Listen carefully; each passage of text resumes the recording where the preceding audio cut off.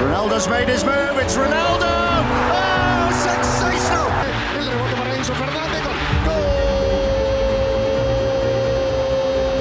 Copa America এবং euro cup এই দুই ফুটবল টুর্নামেন্ট সারা পৃথিবীব্যাপী ব্যাপক জনপ্রিয়। কিন্তু এই দুই টুর্নামেন্টের মধ্যে আসলে কোনটি সেরা? আপনারা হয়তো অনেকেই জানেন না এই দুই টুর্নামেন্টের মধ্যে কোনটি কোন দিক দিয়ে সেরা। কেউ কেউ বলে কোপা আমেরিকা সেরা, আবার কেউ কেউ বলে ইউরো কাপ সেরা। তো আজকের এই ভিডিওতে আপনারা জানতে পারবেন এই দুই টুর্নামেন্টের মধ্যে কোনটি সেরা এবং এই ট্রফিগুলোর দাম কেমন। তো আজকের এই তুমুল কম্পিটিশনটি দেখতে চাইলে ভিডিওটি পুরোটাই দেখুন, আর চ্যানেলে নতুন হলে অবশ্যই চ্যানেলটিকে সাবস্ক্রাইব করবেন। গাইস, চলুন প্রথমে দেখে আসি এই দুই টুর্নামেন্ট কিভাবে শুরু হলো। সর্বপ্রথম কোপা আমেরিকা শুরু হয়েছিল 1916 সালে, মানে আজ থেকে প্রায় 108 বছর আগে। এবং অন্যদিকে ইউরো কাপ শুরু হয়েছিল 1960 সালে, মানে আজ থেকে প্রায় 64 বছর আগে। ইউরো কাপ পরিচালনা করে থাকে UEFA বা union of European football association.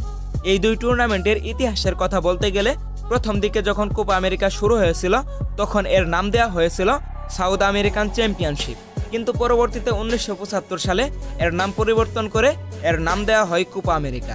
এবং এটি বর্তমানে বিশ্বের প্রাচীনতম আন্তর্জাতিক ফুটবল প্রতিযোগিতা, যেটি বিশ্বকাপ শুরুর আগে অনুষ্ঠিত হয়েছিল।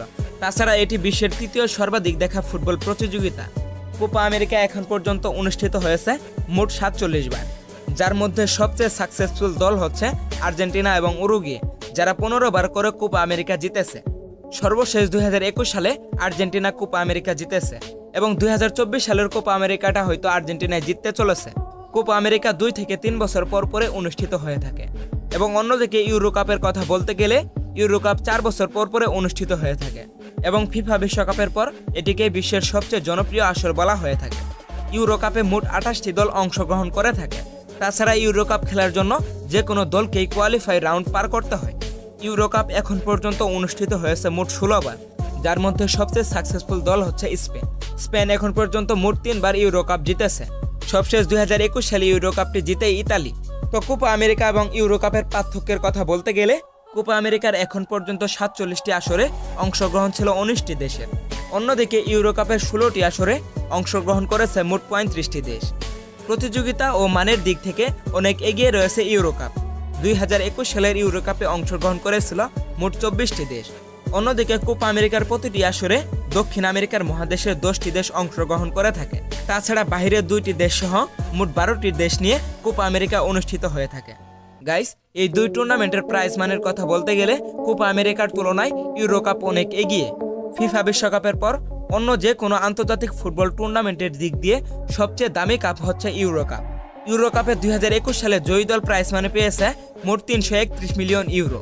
এবং অন্যদিকে প্রাইজ মানির দিক থেকে অনেক পিছিয়ে রয়েছে কোপা আমেরিকা।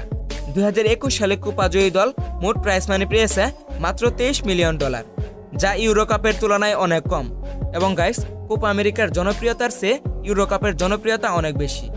এবং কোপা আমেরিকার ফাইনাল ম্যাচের টিকিটের মূল্যর চেয়ে ইউরো কাপের টিকিটের মূল্য অনেক বেশি। এবং আজকের এই তুলনায় কোপা আমেরিকার চেয়ে ইউরো কাপ অনেক এগিয়েই রয়েছে। তো গাইস, এখন আপনারাই বলুন কোপা আমেরিকা সেরা নাকি ইউরো কাপ সেরা, এবং আপনারা কে কোন দলকে সাপোর্ট করেন অবশ্যই কমেন্ট বক্সে জানাবেন। ভিডিও ভালো লাগলে সামাজিক কাজে লেগে পড়ুন। আজ এই পর্যন্তই, দেখা হবে নতুন কোনো ভিডিওতে। টেক কেয়ার, আল্লাহ হাফেজ।